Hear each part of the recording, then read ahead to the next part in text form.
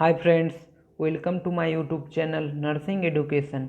आज की इस वीडियो में हम लोग पढ़ेंगे एनाटॉमी और physiology BSc nursing first year का फर्स्ट चैप्टर। तो चलिए सबसे पहले हम लोग देखते हैं what is anatomy and physiology. सबसे पहले हम लोग देखते हैं anatomy and physiology are two of the most basic term and area of study in the life science.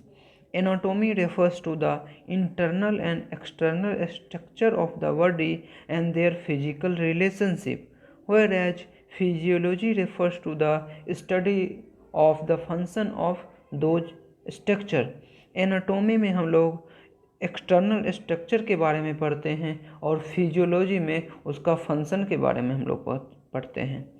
Next हम लोग स्टार्ट करते हैं एनाटॉमी और फिजियोलॉजी का फर्स्ट चैप्टर, जिसका नाम है anatomy and organization of the body. The human body consist of around 30 trillion cell. As we know that our body is composed of cell and combination of cell to combine form tissue and combine of tissue form organ, then organ system. So around 30 trillion cell combine to form our body. Next हम लोग पढ़ते हैं level of organization from a smaller to larger. First chemical, then atomic, molecular, cellular, tissue, organ, system, then organism. These are the level of organization from smaller to larger to form a body. Next हम लोग पढ़ते हैं level of organization and its chemical property. The chemical level of organization includes atoms and molecules. The cell is next in complexity. In fact, many billions of times more complex than molecule. जैसा कि आपने यहाँ पढ़ा, पहले molecule आता है, फिर cellular level का आता है। So cellular level is more bigger than molecular level. बस यही यहाँ कह रहा है, the cell is next in complexibility. In fact many billions of time more complex than molecule. Cell are the basic structural and functional unit of an organism. Next हम लोग पढ़ते हैं tissue, combination of cell to combine in a organized form to form a tissue. Tissue, they are the group of cells that work together to perform a similar function. Namely, there are 4 types of tissue. First is epithelium tissue, next is connective tissue, third is muscular tissue, and the last is nervous tissue. Next हम लोग पढ़ते हैं organs. Organs are the structure composed of 2 or more different type of tissue.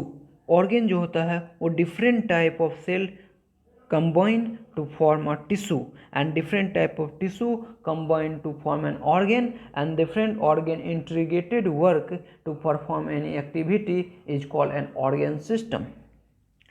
Next हम लोग पढ़ते हैं name of some systems in our body which runs our life.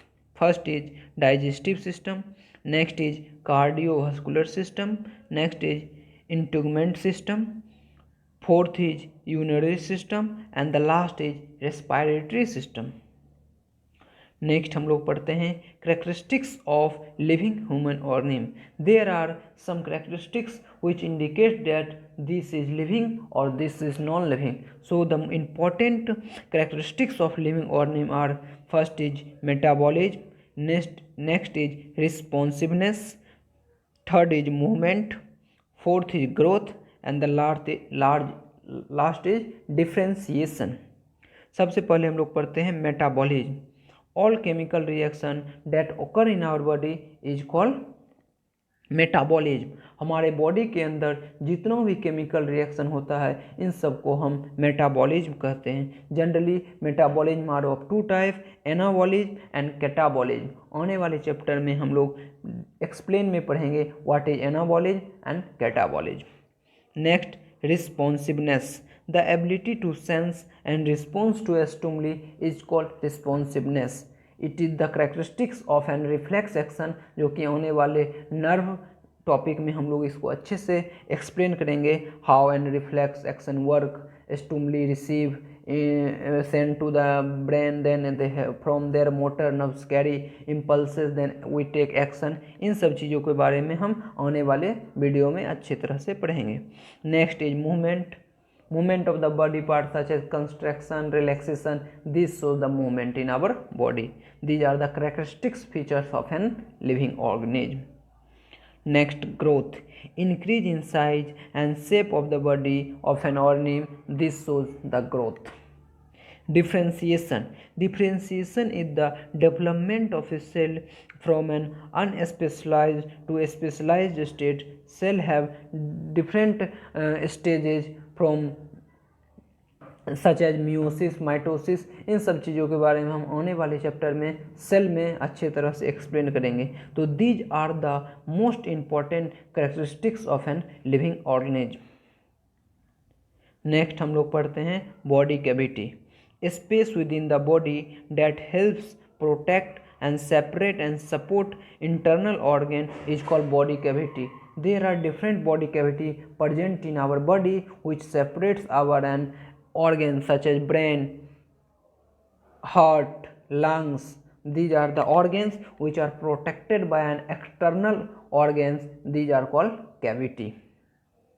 Mainly there are three cavity in our body: cranial cavity, thoracic cavity and abdominopelvic cavity। सबसे पहले हम लोग पढ़ते हैं cranial cavity। cranial cavity formed by cranial bones and protects the brain।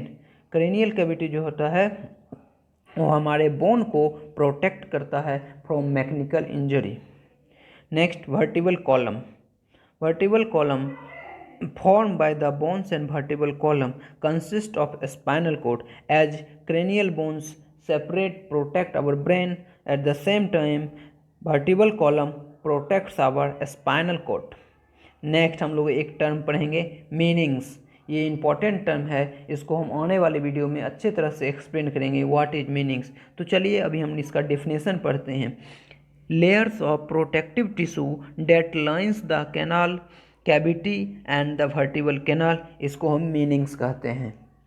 Next हम लोग पढ़ते हैं thoracic cavity.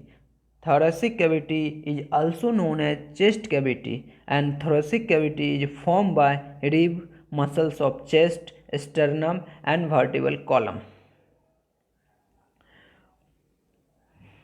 within the thoracic cavity pericardial cavity filled space that surround the heart। Next हम लोग पढ़ते हैं pleural cavity। two filled space that surround each lungs is called pleural cavity। Next हम लोग पढ़ते हैं mid sternum. Central part of the thoracic cavity is called mid sternum. हम आगे इसका आपको पिक्चर भी दिखाएंगे जिसमें आपको दिखाएंगे sternum, rib cage, vertebral column, how to combine to protect our lungs and heart. Next हम लोग पढ़ते हैं डायफ्राम। डोम से muscles present beneath the lungs and help in respiration। Abdominopelvic cavity extended from the diaphragm to the region enriched by the abdominal wall and bones and muscles of the pelvic। Next हम लोग पढ़ते हैं division of the abdominopelvic cavity। Generally it is divided into two part. First is abdominal cavity and the next is pelvic cavity। generally abdominal cavity consists of stomach, spleen, liver, gallbladder, small and large intestine, whereas pelvic cavity consists of urinary bladder, internal organs of reproductive system and portion of the large and some portion of the large intestine। These are the cavity in our body। Then some more cavity present in our body such as oral cavity, nasal cavity, orbital cavity, middle ear cavity and synovial cavity। Generally oral cavity consists of tongues and teeth, nasal cavity consists of nose, orbital cavity consists of eyeball, middle ear cavity consists of some small bones present in our ear and the synovial cavity relates to joints in our whole body। Next हम लोग पढ़ेंगे blood. As you know that blood helps in transportation in our body from smaller to larger organs. An adult, the body contain about 5 to 6 liter of the blood. It consists of two parts, a fluid called plasma and the blood cell. Generally, plasma consists of 90% of water and some dissolved substances. Plasma, this is 90% water with a wide range of substances dissolved or suspended in it.